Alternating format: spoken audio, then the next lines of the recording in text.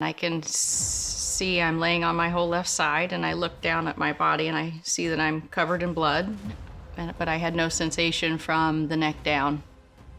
Brandi Milbourn was on her way to work in the morning hours of August 2008 when her world was suddenly turned upside down. A pickup truck ran a stop sign at 60 miles per hour, hitting Brandi's car and ejecting her.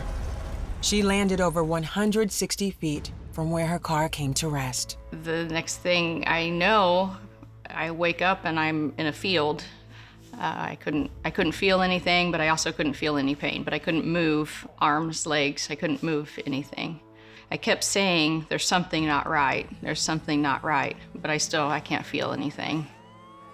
She was taken by ambulance to a local hospital, then life-flighted to North Kansas City Hospital due to the severity of her injuries.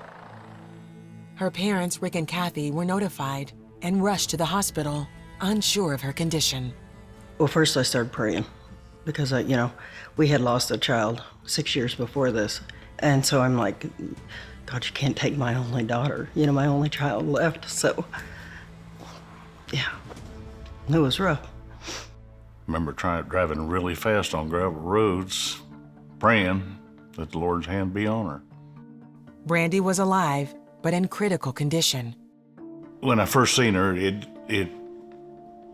was like it almost made me sick to my stomach because her hair was just matted to her head with blood, I didn't know if she was going to be able to walk again or not.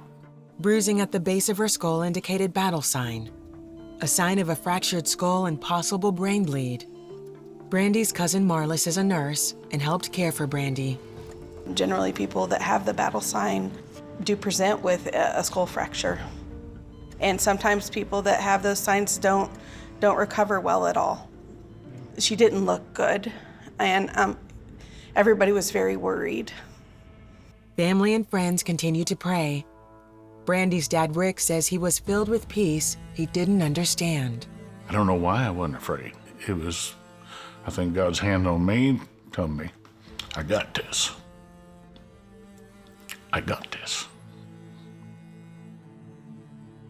Miraculously, after 2 days of scans and monitoring in the ICU, doctors could not find any skull or neck fractures. Brandi remembers getting the news. No brain injury, no spinal cord injury, the things that you typically see in car wrecks, and I didn't have any of those things.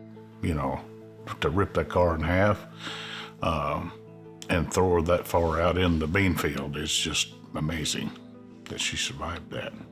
So the Lord definitely, his hand was on her. Injuries to her leg and foot were so severe, doctors considered amputation. They decided to attempt surgical reconstruction. And though they were successful, Brandi would now face severe limitations. They told me that I would never run again, that I would never wear high heels again, and I would always walk with a limp.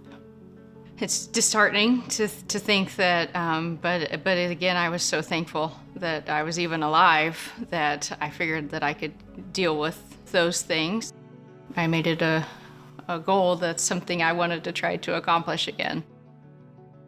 Brandi had become a Christian in her teens, but had fallen away in the years before the crash. Following the accident, Brandi says she rededicated herself to God, thankful for her miraculous survival and a second chance at life. This car wreck has definitely been a stepping stone in coming closer to the Lord. It has made a huge impact in my growth. She has since married and had a son. She works as a nurse at the same hospital that helped preserve her life. Being a nurse, just being out in the community, I just share the joy of the Lord, the change that He's done in my life. I think today I'm grateful that the Lord brought me, back to Him and closer to Him, and I still mattered. Awesome to hear her talk about her walk, different things she's going through and what have you. It really makes you smile. The limitations she faced after the crash have all resolved, leaving Brandi and her family with a renewed faith and a testimony of God's goodness. I can run again, I can wear high heels again, and I can walk without a limp, and praise the Lord for all of those things they said I couldn't do.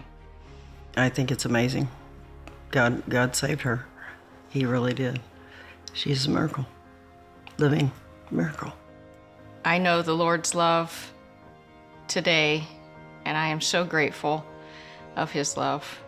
Every day I'm grateful for the opportunity to live another day.